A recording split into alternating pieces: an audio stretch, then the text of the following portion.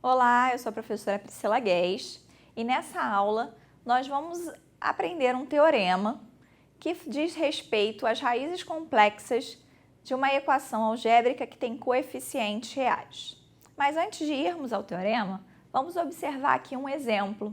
Então, nesse exemplo, nós queremos o conjunto solução da equação x ao cubo menos 7x ao quadrado mais 17x menos 15 igual a zero, sabendo que o 3 é uma raiz dessa equação. Bem, se 3 é raiz, x menos 3 divide o polinômio, então eu vou usar o dispositivo de Briot-Ruffini para a gente descobrir qual polinômio multiplicado por x menos 3 vai ser igual ao polinômio dado. Então, os coeficientes aqui são 1, menos 7, 17 e 15. Vou repetir aqui o primeiro. Então, 3 vezes 1, 3, menos 7, menos 4. 3 vezes menos 4, menos 12, mais 17, 5. 3 vezes 5, aqui eu tinha esquecido o sinal de menos, 15. 3 vezes 5, 15. Somando menos 15, vai dar zero. Como já era de se esperar, né?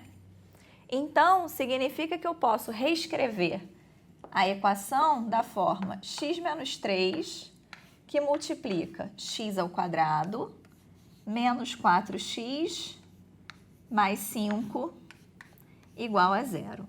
Bem, 3 é uma raiz, preciso descobrir quais são as raízes desse polinômio. Se ele tem grau 2, eu posso utilizar a fórmula conhecida como fórmula de Bhaskara para descobrir essas raízes. Então, vou fazer aqui ao lado, nós vamos ter que o x é igual a menos b, então vai ficar menos 4 é 4, mais ou menos a raiz quadrada de b ao quadrado, menos 4 ao quadrado, 16, menos 4 vezes a vezes c. Então, menos 4 vezes 1 vezes 5, menos 20. Tudo dividido por 2 vezes o a. Então, 2 vezes 1, 2. Então, x vai ser igual a 4, mais ou menos a raiz quadrada de menos 4, dividido por 2. Como estamos trabalhando no conjunto universo dos números complexos, a raiz quadrada de menos 4 existe e é igual a 2i. Então, o x ele vai ser igual a 4 mais ou menos 2i sobre 2.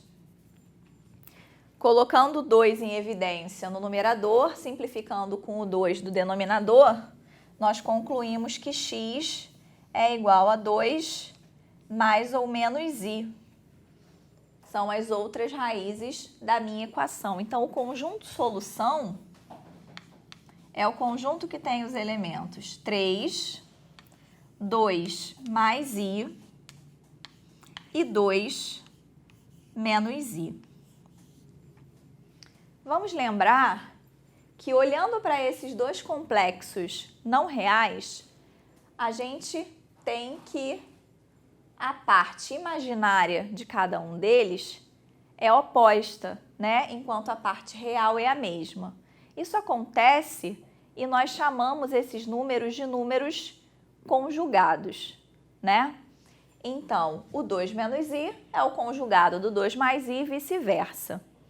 Então, apareceu uma raiz complexa não real e o seu conjugado também é raiz dessa equação. Será que isso é uma coincidência? Será que isso vai acontecer sempre? Bem, é isso que o teorema a seguir vai dizer para a gente. Vamos acompanhar aqui no outro quadro. Então, o teorema diz o seguinte, ele diz que se um número complexo não real, z igual a mais bi, é uma raiz de uma equação com coeficientes reais, então o seu conjugado z barra, que é igual a menos bi, também é raiz dessa equação. Bem, então o que a gente viu no exemplo anterior acontece sempre que nós tivermos uma equação de coeficientes reais. Vamos ver como é que a gente demonstra isso. Então, vou considerar um polinômio p de x de grau n da forma an x elevado a n mais an menos 1 vezes x elevado a n menos 1 até A1 vezes x mais A0, aonde todos os seus coeficientes, vou escrever direitinho, com AN até A0 reais.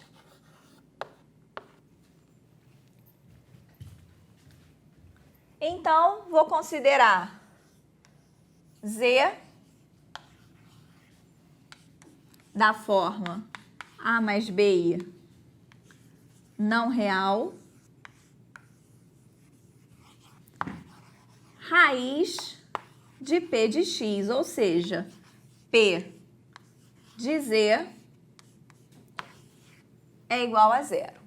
Então, substituindo Z no meu P de X, nós vamos ter AN, que multiplica Z elevado a N, mais AN menos 1, que multiplica Z elevado a N menos 1, e eu vou somar até A1, que multiplica Z, mais A0, que é igual a zero. Então, o que eu vou considerar é o seguinte: se eu tenho essa igualdade, o conjugado desse vai ser igual ao conjugado desse. Então, vou tomar o conjugado do primeiro membro igual ao conjugado do segundo membro. Bem, o conjugado do zero é o próprio zero, né? Isso acontece com todo número real. O conjugado de um número real é ele próprio. E aí, nós já vimos, quando estudamos os números complexos, que o conjugado da soma é a soma dos conjugados. Então, eu posso separar no conjugado de cada parcela dessa soma. Então, nós vamos ter o conjugado de AN, Z elevado a N, mais o conjugado de AN menos 1 vezes Z elevado a N menos 1, até o conjugado de A1 vezes Z, mais o conjugado de A0, e isso é igual a zero. Bem, também sabemos que o produto do conjugado é o conjugado dos produtos. Sabendo que a n até a A0 são números reais, o conjugado do número real é ele próprio, então eu vou poder escrever AN vezes Z elevado a N, o conjugado dele, né? Mais AN menos 1 vezes o conjugado de Zn menos 1 até A1 vezes o conjugado de Z mais A0 é igual a zero. Bem, mais uma propriedade de números complexos me diz que o conjugado de uma potência é a potência do conjugado. Então, o conjugado de Z elevado a N nada mais é do que a enésima potência do conjugado de Z. Então, a gente pode escrever AN vezes o conjugado de Z elevado à enésima potência, mais AN menos 1 vezes o conjugado de Z elevado a N menos 1 até A1, aqui já era o próprio conjugado de Z, mais A0 igual a zero. Então, observando essa última linha, a gente pode concluir que o conjugado de Z, ele é uma raiz da minha equação. Portanto, P de Z barra é igual a zero, que era o que a gente queria provar. E a gente encerra aqui essa aula.